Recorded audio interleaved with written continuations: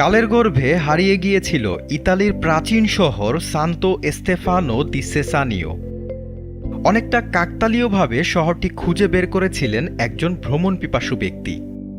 শুধু তাই নয়, মিলিয়ন মিলিয়ন ইউরো ব্যয় করে প্রাচীন শহরটিকে বসবাসযোগ্য করে গড়ে তোলেন তিনি। মানুষের পদচারণায় প্রাণচঞ্চল হয়ে ওঠে স্থানটি, কিন্তু প্রাকৃতিক দুর্যোগের কবলে পড়ে ফের ভুতুরে নগরীতে পরিণত হয় সেসানিও। সান্তো স্তেফানো দি সেসানিও ইতালির দক্ষিণাঞ্চলীয় প্রদেশ লা আকুইলার ছোট্ট এক দুর্গনগরী। অ্যাপেনিন পর্বতমালার বুকে এর অবস্থান।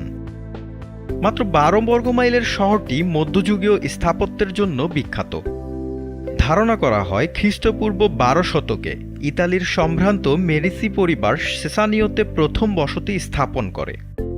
জায়গাটি তখন রোমান সাধুদের কাছে সেক্সটান্টিনো নামে পরিচিত ছিল।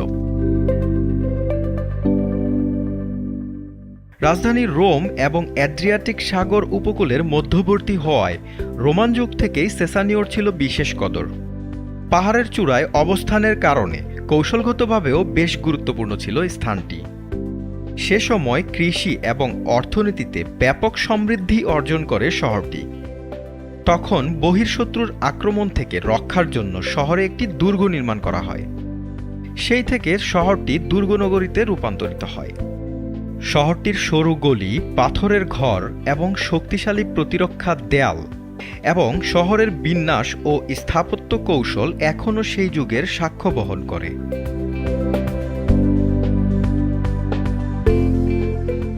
কালক্রমে ইতালির অন্য শহরগুলো উন্নত হতে থাকলে জৌলস হারাতে থাকে সেসানিও। দুর্গম অবস্থান আর কর্মসংস্থানের অভাবে শহরটির বাসিন্দারা চলে যান অন্যান্য বড় শহরে। দ্বিতীয় বিশ্বযুদ্ধের পর থেকে একেবারেই পরিত্যক্ত হয়ে পড়ে শহরটি।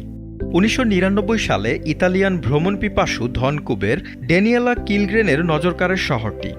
তিনি শহরটি সংস্কারে ব্যতিক্রমী উদ্যোগ হাতে নেন। ছড়িয়ে ছিটিয়ে থাকা বিভিন্ন ঘর নিয়ে তৈরি করেন আবাসিক হোটেল। 4.5 মিলিয়ন ইউরো ব্যয় করে যোগ করেন আধুনিক সুযোগ সুবিধা। এর ফলে বাড়তে থাকে শহরটির জনপ্রিয়তা। কিন্তু 2009 সালে এক শক্তিশালী ভূমিকম্পে ব্যাপক ক্ষতি হয় সেসানিও শহরটির। ভেঙে পড়ে এর কেন্দ্রে দাঁড়িয়ে থাকা মেডিসি দুর্গটিও। আবারও শহরটি ছেড়ে যান স্থানীয়রা। এরপর ফের সংস্কার করা হয় শহরটিকে, কিন্তু তাতেও সুফল মেলেনি। কিছুতেই স্থায়ী বাসিন্দা পাওয়া যাচ্ছিল না পর্বত ঘেরা শহরটিতে। 2020 সালে শহরটিতে মাত্র 115 জনের বসবাস ছিল। তবে নগরপিতা ফাবিও সান্তাভিক্কার মতে বছরব্যাপী স্থায়ী বাসিন্দার সংখ্যা মাত্র 60 থেকে 70 জন।